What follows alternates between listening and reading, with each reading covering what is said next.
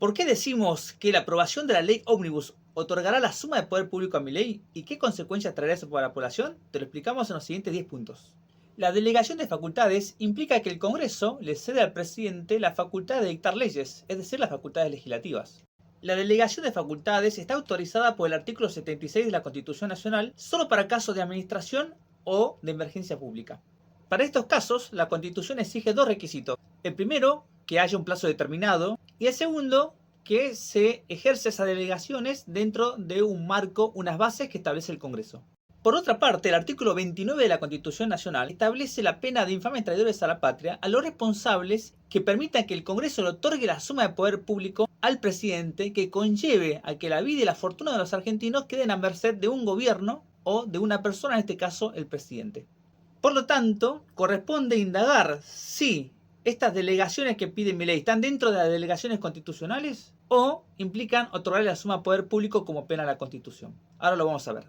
¿Qué dice el despacho del proyecto de ley Ómnibus? En su artículo 1 declara la emergencia en materia financiera, fiscal, económica, previsional, seguridad, salud, tarifaria, energía y administrativa. Recordemos que no se puede delegar facultades si antes no se declara la emergencia. En el artículo 3 es donde se establece que las facultades delegadas son aquellas en las cuales se declaró la emergencia pública. Y además se establece que en vez de los 4 años que pidió Milei como plazo de las delegaciones, un plazo de 2 años.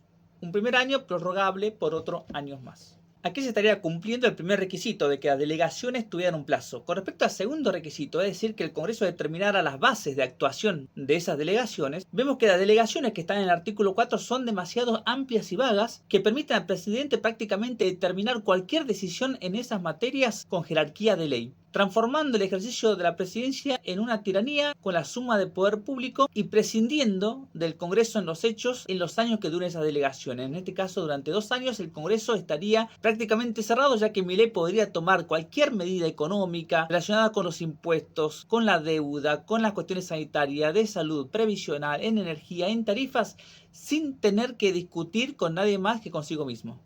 Y aquí es donde está la gran trampa. Cuando desde el Congreso nos invitan a discutir artículos, capítulos, y se ve que Milei está haciendo concesiones, negociaciones, dando de baja algunos capítulos, lo que sucede es que si se aprueban estas facultades delegadas, Milei va a poder restablecer todos esos artículos que dio de baja y más. Va a tener el poder para modificar y reestructurar todo el Estado, modificar los servicios públicos, las contrataciones públicas, privatizar más de 39 empresas públicas, crear y quitar impuestos, tomar medidas en materia de desarrollo económico y en economía, con esa ambigüedad y laxitud que puede hacer prácticamente todo, modificar el sistema energético, tarifario, etcétera, etcétera. Todo ese poder centrado sin ningún tipo de limitación es el eje arquitectónico del proyecto de ley Ómnibus. Y aquí no nos encontramos solamente con un problema gravísimo de violación de la democracia y del sistema republicano, sino que Milei expresamente declara en el texto del proyecto que quiere esa facultad, que quiere esos poderes para desregular el comercio, la industria y los servicios, para eliminar toda restricción al mercado y a los precios que establezcan las corporaciones en el mercado, para hacer que haya una libertad plena de mercado que nosotros entendemos que es la libertad de los que tienen poder en el mercado. Milei está en contra incluso de regular los monopolios. Por lo tanto, los diputados y senadores que voten la suma de poder público no solamente están votando delegaciones, están votando delegaciones con una finalidad que es eliminar todo vestigio de restricciones al mercado para proteger a los sectores más vulnerables.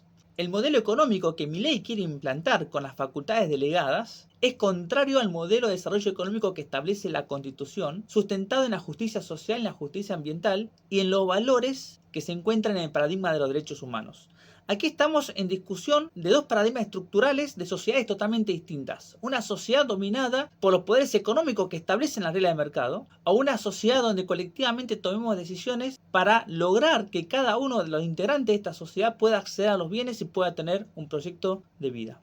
Esa gran definición es la que tiene que tomar el Congreso ahora. Por estos motivos exigimos a los diputados y senadores que no voten la ley Ómnibus, que no voten ningún tipo de delegaciones exorbitantes como la que exige Milei.